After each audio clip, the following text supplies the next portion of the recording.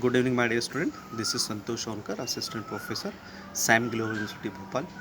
Student, आज का जो मेरा टॉपिक है वो एनर्जी और पावर से जुड़ा हुआ है और कॉम्पिटिटिव एग्जामिनेशन में एनर्जी और पावर पे क्वेश्चंस पूछे जाते हैं। स्टूडेंट यहाँ पर हमेशा गलती करते हैं, एनर्जी को वह पावर समझते हैं या पावर को ही एनर्जी समझते हैं, किंतु ऐसा नहीं है।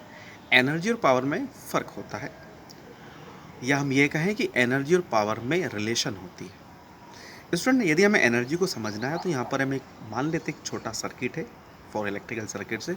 उस इलेक्ट्रिकल सर्किट को मैं टी टाइम के लिए स्टार्ट करते हैं।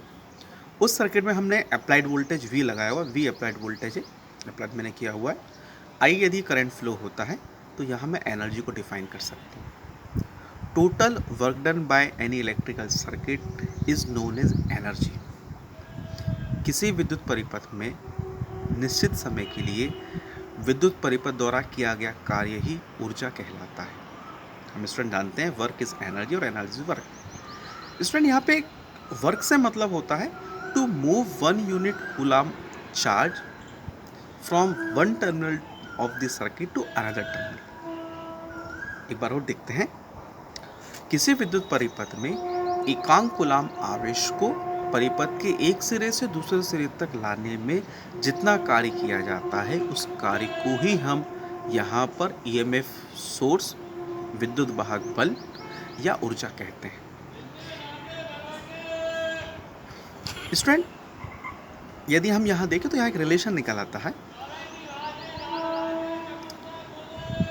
V equals to W upon Q, where V is applied voltage or definition of voltage, W total work done and Q total amount of charge transferred from one terminal to another terminal।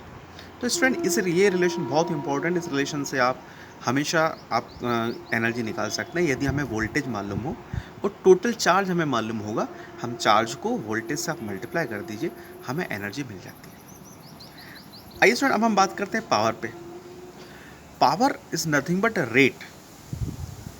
किस rate से हमारा circuit उस energy को consume करता है, that is known as our power. Power की unit watt होती है, हम जानते ही हैं।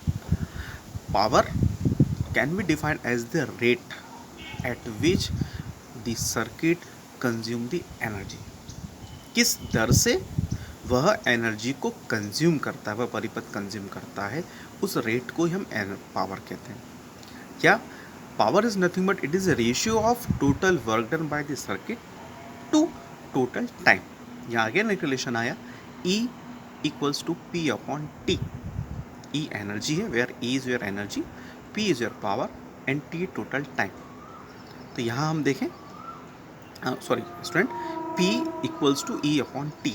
E आपकी एनर्जी हो गया, T आपका टाइम हो गया। तो यहाँ हम रिलेट कर सकते हैं P equals to E upon T या E equals to P into T।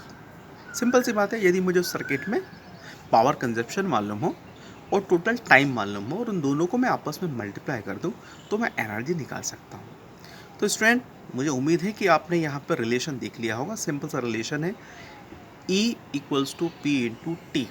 Energy और पावर में रिलेशन होता है और टाइम का एक बहुत अहम रोल होता है। हम टाइम को नेगलेक्ट नहीं कर सकते।